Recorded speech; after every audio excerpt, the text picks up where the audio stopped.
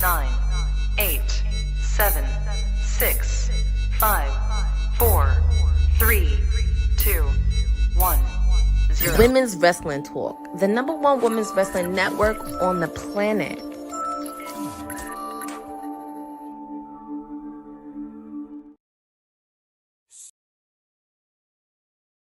Say his name and he appears. I believe it said.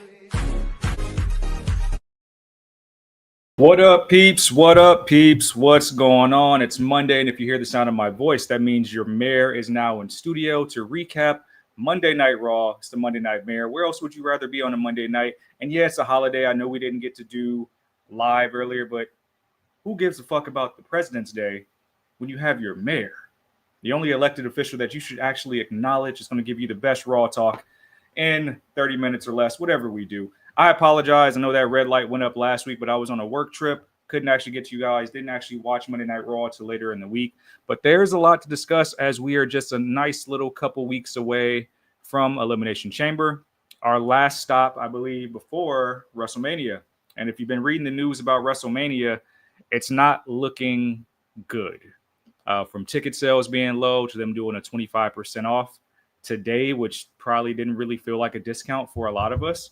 And then the card really not taking that much shape outside of Punk and Reigns. There's a lot of things that we don't know what's going to happen at WrestleMania. Not to mention that it came out that since, I don't know if it's as a result of ticket sales being low, but the fact that there's probably not going to be any watch-alongs, like actual watch parties in Vegas on the Strip like there was last year. And it might be an effort to force everybody to actually buy tickets to the actual show, because it seems like TKO, WWE are actually cutting off access to streaming the show if you're in Vegas. I'm not sure how that's going to work out.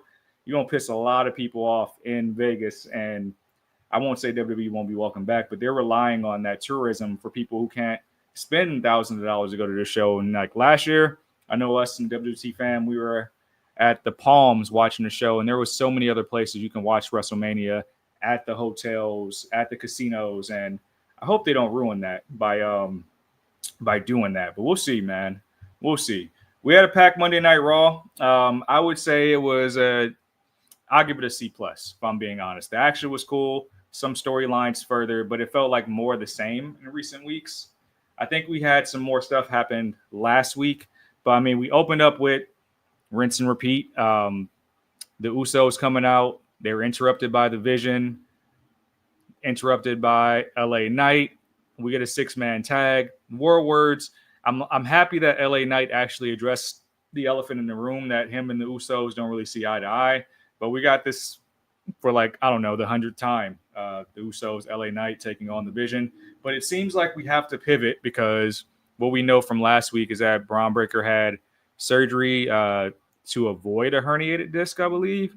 So a lot of pain for Braun, but I think what we're doing now is we're trying to hard pivot to keep the Vision looking strong and also build a new star in the Vision, which, if you're asking me, it should have been Bronson Reed from the beginning, who actually looked the strongest in the 6-man tag after taking out LA Knight, pretty much saving the match, running roughshod, even after the Masked Man came and took out Logan Paul. If you guys didn't see the show, the Vision won, looked strong to open the show. We still doing the Masked Man thing. We don't know who the Masked Man is. People speculated Jake Paul. People speculated Grayson Waller. But we're going to keep carrying this thing through. And it seems like it's going to be a thorn in the side of not only the Vision, but with Adam Pearce, because the Vision is also putting pressure on Adam Pearce to figure out who this man is. But I don't think this match hurt the Usos or LA Knight by losing. If anything, I think it hurts the tag division, because we're not pushing that forward after the Usos beat Tozawa and Otis last week. We got to push that forward. There's a lot of tag teams that need to be showcased, and I feel like SmackDown's doing a better job of highlighting their tag team division. So hopefully the Usos don't suffocate this division, even if you got to do like a makeshift tag team of Theory and Logan Paul to push that feud forward. We got to do that. But it seems more and more that at the result of this, that Bronson Reed is the guy going forward. And I think they're going to make him look strong. If you remember, he defeated Roman Reigns in his country, in his homeland, rather. It just makes sense. It makes sense. I fully expect Bronson Reed to be in the Elimination Chamber, and it makes sense for all parties that they move forward with him because it seems like they wanted of course they wanted Breaker to be the breakout star, but I'm still confused what Theory's involvement is. I mean, the buzz cut hair, different gear, but now different gear again this week with the Sherpa coat cut off. I don't know what the fuck that was. It felt like when they were doing not the John Mike, but the Dean Ambrose gimmick where he had the gas mask around. That's what it felt like Theory was wearing.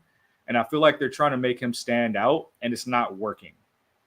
Great in ring, character-wise, something's missing. And of course, Logan Paul is Logan Paul. Boza said, yeah, you can see the Vision challenging the Usos for the titles. People are speculating Pierce. People are speculating Bad Bunny. Because all that stuff happened with asking Logan Paul on the red carpet if he's excited for the Super Bowl, saying no.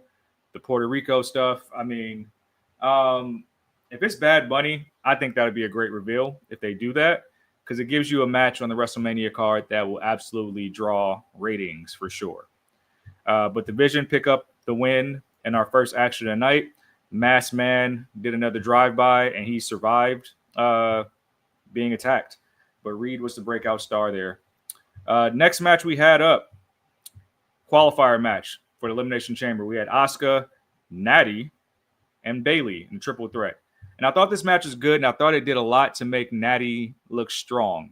Of course, she's still going to have a rivalry with Maxine Dupree, who did show herself post-match. But I got to feel for Bayley because it feels like Bayley and Lyra are the forgotten tag team, despite probably being two of the best workers.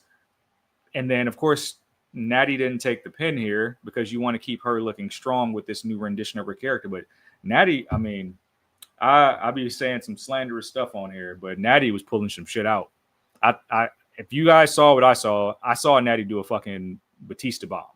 And I was just like, whoa, okay, more of this. And if you get a hard-hitting match with her and Maxine at some point, I hope it's televised or on an actual PLE spot because it deserves that, since you're getting this character that's been good throughout the country in an independent wrestling scene. I really feel like there's a spot for that. Asuka picked up the win in this match by thwarting Natty, putting her to the side. Bayley tried to get a pin and end up tapping out to an Asuka lock. Do not like Bayley tapping, but maybe that's one way to tap into the character thing where Bayley was kind of tapping into multiple personalities, tapping out, going back between role model and hugger, because we've gotten so far away from that with her being in the tag team division that story still needs to be told. But I mean, if I'm looking at the Elimination Chamber right now, I know we're going to do it just kind of like we did at War Games, where it's like, hey, star power at the top, but I'm not liking the pool on either side thus far. I'm really not. And if I get Asuka being in it, I don't know. There's some people that don't need it that are in it right now, but we'll see how they button everything up. One person who, and just to recap, Asuka is moving on into the Elimination Chamber to join three other ladies right now. We'll get the rest later this week, and next week as well. Before this, one man who should be in Elimination Chamber, Mr. Ruler, Obafemi, who was backstage meeting with Adam Pearce after getting an offer from Nick Aldis on SmackDown last week. Pearce basically said he needs a flagship show. He needs to be on Netflix and a bigger brand, and gave him a strong contract, but he wanted him to actually think about it at first and give it some thought, to which Oba agreed, said he's going to take his time with his decision. And he was actually met face-to-face by Rusev, which is cool because if you guys remember when Oba was still in NXT, he was doing dark matches against Rusev and dark matches against Omos as well. So this can be a good thing. I think it might add a little bit more flair to what Oba's first big rivalry is while he's just nerfing the rest of the division. But at the same time, one thing, if you didn't catch, Rusev was wearing a Happy Rusev Day shirt. So I don't know if that's a way of revitalizing that gimmick, or if those shirts are going to start going back up on WWE Shop, because we know he was doing more of the Redeemer thing in WWE. But good to see Rusev on TV. I think he wasn't seen since the Rumble out in Saudi. But Oba versus Rusev could be a nice best of 7, the same way they did Melo and Andrade last year. So let's run it. What else do we have next? We saw backstage, Michael Cole had a scoop and had a big interview with Liv Morgan, which was interrupted by Stephanie McCurry, who's a champion, who it seems like Stephanie is almost begging Liv to choose her as her WrestleMania opponent. Liv said she was going to take her time because she likes being the center of attention. And Stephanie's entire promo was in Spanish, which hilarious to see Dom translating in real time to Liv, but Liv sunk into her seat.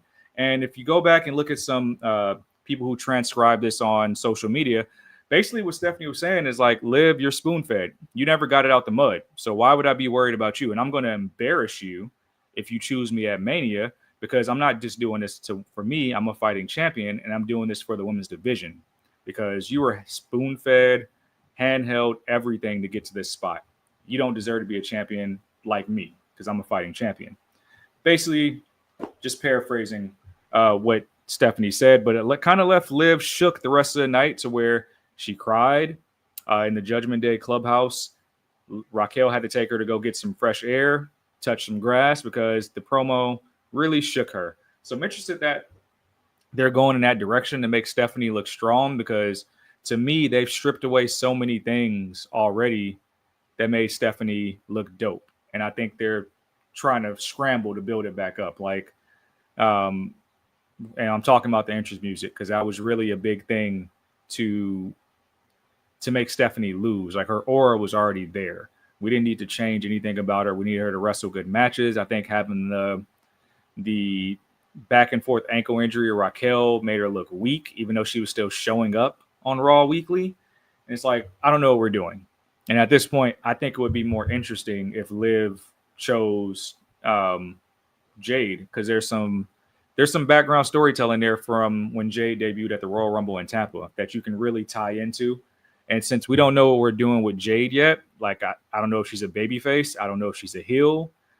I don't think they know what they want to do with Jade's character. So I think it would be fun to see Jade kind of having to take on the entire Judgment Day, and maybe 3 women causing Jade to lose if that's the case. I think they should really lean into that more likely than anything.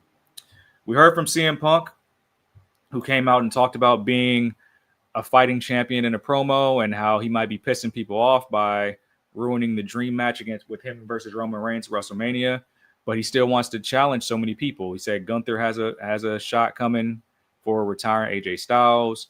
Of course, his opponent at the Chamber, Finn Balor, but he said he wants to fight the best of the best and be a fighting champion for the division. He was met by Finn Balor, who had his OG music. Big point there. And it seems like maybe Punk is trying to strip away the layers of the Judgment Day from Finn, but I guarantee you they're not breaking up the Judgment Day. Nope. They're the creative team, the writers, so scared of breaking up the Judgment Day. There's no way. But Finn came out, even with his OG music. JD McDonough's back. Dom was by his side. And he pretty much came out to let him know that, hey, you're not the best in the world because you're not as traveled as I am. And you haven't even wrestled and worked and trained with the best styles of wrestling like I have. Punk pointed out that Finn did do those things, but it was when he was on his own. And he is pretty much handcuffed by the Judgment Day and who he is today. So it's going to be one of those things where I think Finn teased the respect when they fought the first time, shook his hand, but then creative scramble. It's like, oh no, we can't do it this fast. But maybe this is like the slow burn of Finn going back to who he is, or at the very least, Finn shows up to Chamber as the Demon, which that's dangerous as well. Now, I know we've seen the Demon lose, but what does that say for the Demon character if CM Punk beats the Demon? Like, I don't know. But I think we're going to see kind of a shift from Finn Balor, even when you saw him and JD arguing later this night, where he was saying, like, I'm trying to help you become champion. He said, well, if you're trying to help me, let me do it alone. Could be a nice ruse, a very elaborate plan to fool Punk again. I don't know, but Punk versus Finn at Chamber, I can't see Finn going over, but crazier things has happened. And I think we're at a space in WrestleMania build where anything can happen. Roman Reigns could cost Punk the championship. I don't know. Maybe Finn finds his way into a triple threat. I have no idea. But I don't think plans for Mania are as finalized as the company would want you to believe. And I think they're trying to scramble to build more, I guess, more publicity around it so people want to be there. Like the slow burn's not working and fans are antsy, and it's not in a surprise fashion.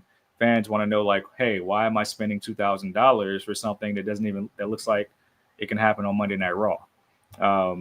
So we'll see. We'll see. Boza says, if this isn't how Judgment Day is ending, it's proving that Punk can't beat Balor. Sure. He hasn't won on the main roster when he morphed. He's undefeated in NXT when morphing. Exactly. That's what sucks. Yes, and you know what? Let's talk about that because we did have a backstage segment with Asuka, Kyrie pulling up on Io and Raquel Rodriguez. Of course, Io and Rio, if you would. Of course, Io, Raquel, and Kyrie are in a Elimination Chamber qualifier triple threat next week. And Kyrie was just here pretty much to talk about that the chamber is already decided because Asuka's in it and nobody's ready for Asuka. And we're going to make sure you guys lose. And Asuka said, well, no, we're going to make sure I win the chamber. And it felt like Io was almost trying to console Kyrie for a second until Asuka shouted Kyrie's name and Kyrie went running. And it's like, I don't know what we're doing here with Kyrie being handcuffed to Asuka, but can Io just rejoin them already? Like, why are we doing this? Like, if Rio is cool for a couple t-shirts, things like that, keeps Rhea away from the title, which people were tired of. And if Bliss keeps Charlotte away from the title, which I think that's what they were trying to accomplish, that's cool. But I think in this case, I feel like Io is kind of suffering here, where you could have just had them as a trio just really wreck the roster. Even having Julia join them would do so much well for them. But, like, I don't know. I agree, Boza. Rio's over in real life with the fans and things like that. I mean, there's a lot of tag teams that can face them. I just feel like eventually the Bellas are going to get the title. So I really feel like Io being with the Kabukis is a lot better than what she's doing right now. Because I feel like we've lost the build on all Io star power that she built by winning at WrestleMania last year. Sindel says she thinks a superhero Asuka taking the belt from Steph. And then Kyrie beating her. Yeah, and that would be an exciting. That's kind of like something I can see happening if they did it. I just don't trust them to do it because that kind of makes me feel like what they should be doing with Sami Zayn that they just won't pull the trigger on. But we'll see. We had an Intercontinental title #1 contenders match with El Grande Americano, Big Grande against a mystery opponent, which we found out was Penta. This was a good match, and I thought the match was cool. And Penta ended up picking up the win because the OG El Grande Americano appeared, attacked Bravo and Raya ringside, and caused Penta to get a pickup win by doing a springboard destroyer, which is dope. So now Penta is your #1 contender for Dominic Mysterio. Kind of a weird way we got here, but I feel like the American crowd is not as into the Grande versus Grande thing. So I'm really hoping that we do this on Mexican soil where the gimmicks are appreciated more. And it almost felt like we're trying to position the OG El Grande Americano as the baby face here, which we know that's not the thing when you're in AAA. And we know it's not the thing traditionally because the OG El Grande Americano was hated. He cut an entire promo in English, if you saw on the feed, that after saying that his English wasn't that good, he cut the entire promo in English and talked about this other guy being an imposter. And correct me if I'm wrong, I didn't really see all of Monday Night Raw last week, but I haven't seen the OG American El Grande Americano with the Creeds or Ivy Nile and American Made at all since he's been back. Haven't seen it at all. No interactions there. Nothing on that front. So he's in it alone against El Grande, Bravo, and Raya. And this is such a big match. I'm praying that they do it at AAA. Mania weekend, because that audience will appreciate it much more, and you'll get to see who's deciding who's the baby first versus the heel, which if you've been living under a rock, a Grande Americano that actually has his own stable is beloved in Mexico, completely beloved. So I don't know why we're doing this thing. We're in the States that the more reoccurring, returning OG Americano is like the babyface. That was just weird. I don't think they know what they're doing there. We heard from AJ Lee, which I thought was cool because we're furthering the AJ Lee Becky Lynch. I did see this last week where AJ goaded Becky into an IC title match at Chamber. And this segment really felt like another reintroduction to AJ Lee, building into her vulnerability as a competitor. She's about to embark on her first singles match in a decade. On top of that, the last time she held gold, there was no women's IC title. There was no multiple titles or women's tag team titles on the brand. It was just the Divas Championship. But she stood 10 toes down and let the fans know that she made that title and that she made the women's division what it is, because the division looked a little bit different before she got there. And now it looks a little bit different since she left 10 years ago. So she's saying she's a part of that, and she's not modest about it, which I loved. She called Becky out, and the two women didn't get into a fisticuffs, if you would, but there was just a war of words, and she goaded Becky to get into the ring and wanted her to hit her. Almost sounded like my brother and me. He was like, hit me. And nothing happened. But at the same time, you push the feud further. Becky scours away, and she goes straight to Twitter and says, hey, I'm not fighting in Memphis. Don't fight in Memphis. She thinks she's smarter than me. She's not smarter than me at all. But we'll see what happens next week. I'm pretty sure Becky will cut another promo in the Go Home show for Chamber. But I feel like this is going to be a big deal, and I'm almost happier that the two ladies didn't touch tonight, because I don't want it to be diluted. I want, like, this is like long-term storytelling since AJ came back last summer. And I feel like this is going to be a big culmination of what this AJ Lee run could mean in 2026, especially for the rest of the women in the women's division who she shouted out. Says she wants to face Lyra, Bayley, Charlotte, Alexa, Rhea, and Io. And if we get those type of matches in the women's mid-card, like what Becky's been doing right now, making Maxine a star, I think AJ Lee doing that for the division is going to be monumental. So we'll see what happens at Chamber in a couple weeks, but I'm happy that they kind of got the co-main spot to keep pushing that feud forward, because it's going to be a big match. Of course, you have your Chambers, but that's going to be a big match at Elimination Chamber as well. Now, before I get into the main event, which was another Elimination Chamber qualifier between the gentlemen, we did have a moment backstage. I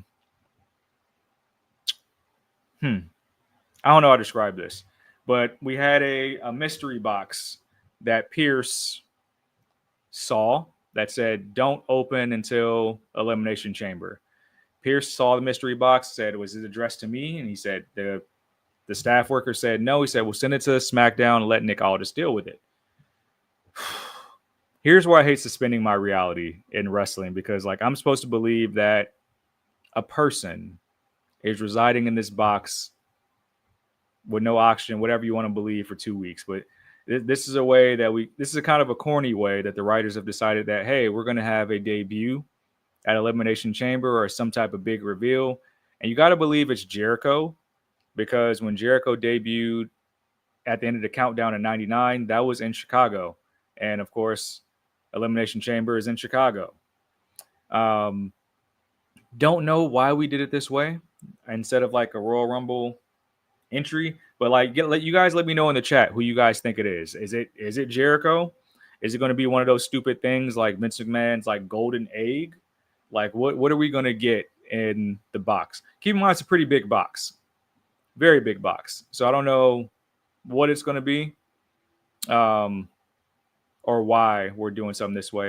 It also makes me remember that since we saw Rusev for the first time since Rumble, we haven't seen Royce Keys at all since the Rumble. And since Obafemi is doing the whole like, hey, which show is going to sign me?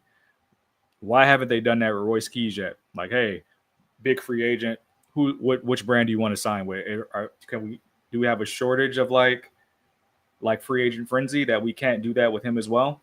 let's make it make sense, guys. Let's make it make sense. The only I like that. I like that Zilla shout out, Sindel. Only reason I can't say it's Zilla is because Zilla has unfinished business with Ricky Saints, from Ricky Saints attacking him in House of Glory. And now we know that MJF said he's going to the next House of Glory to challenge Zilla. So I don't know how that works, but I'm pretty sure Booker T's independent brand is open to working with anybody. But I would have to feel like they don't want the companies to enter. I'm talking about WWE and AEW. I would have to think that they don't want their brands to intertwine, and maybe there's some type of back scenes bidding war going on for Zilla.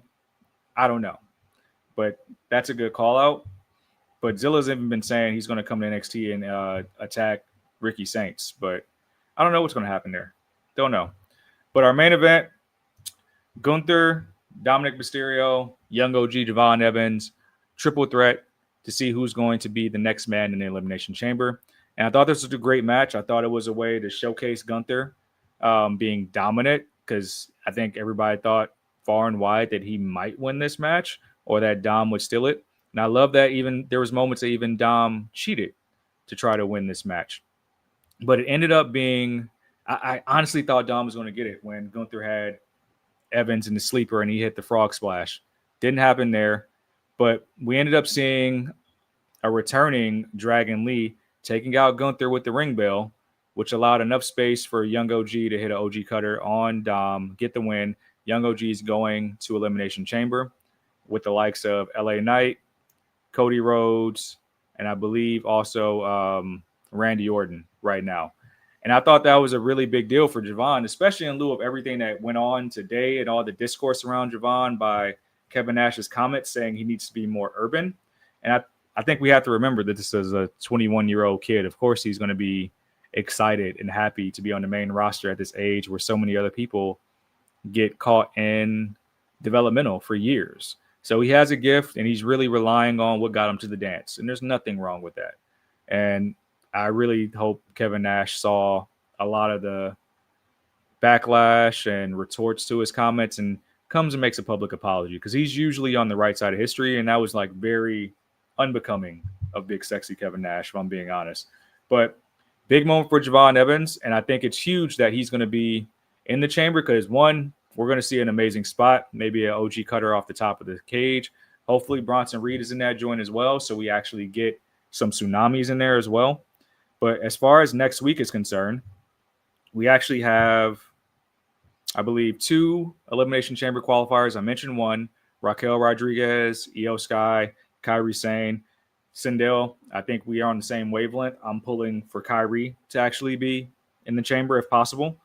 And then we also are going to have the OGL Grande Americano, Jey Uso, and Bronson Reed, which, since Big Grande cost, OG Big Grande costs real Big Grande his IC #1 contendership, got to feel like that's going to disqualify OG next week. And got to feel like, since Jay's a tag team champion already, he's no need for him to be in chamber. Feel like this would be a spot that Braun Breaker would naturally be in. So I feel like Bronson Reed is going to be a lock, especially where him saying that he's going to find the masked man and end the problem straight to Pierce's face. I think we're full send on Bronson Reed going into Mania season. And he's going to be a big part of whatever is going to happen to me, in one of these title pictures. Like, whether it's him going the SmackDown route for a title, but he's going to be in one of these title pictures for sure. But that was Monday Night Raw, y'all. Like I said, I think it was a C+ show. We'll see who the next qualifiers are, but we are no closer to knowing if WrestleMania is going to be a card worthy of $2,000 between 2 nights, or just going to Vegas and just watching it somewhere from your hotel. I have no idea what we're getting, but yes, the tribute to AJ Styles next week is in Atlanta, and it makes me wonder if AJ is going to be there. They didn't allude to him being there, but it seems like another way just for Gunther to come out and shit on AJ Styles in his hometown and allow Dragon Lee to actually make an attack on Gunther again. I feel like that's what you're going to get from that. And I don't know, something's got to give. Hopefully this is like the magic potion that allows fans to get behind Dragon Lee. If not, I don't know, man. I don't know. But we'll see next week. Make sure you lock in with us on Wednesday. We'll be back for WWT Live. We just took the day off. And on top of that, we'll be back for your Timeless Leap. Well, sorry, your CEO Wednesday nights, as well as your Honey Night Friday watch along. And of course, WWT Live on Friday.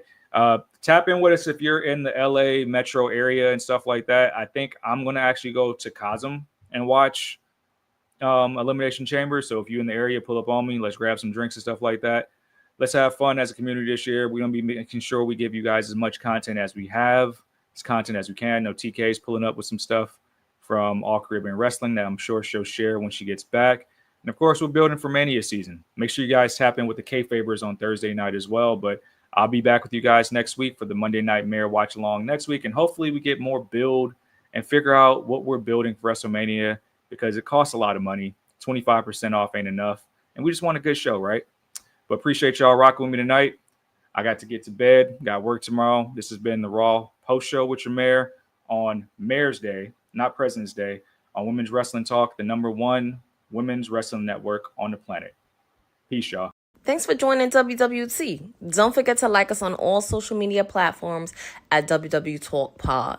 Like and subscribe on all video and audio platforms, like yesterday, my G.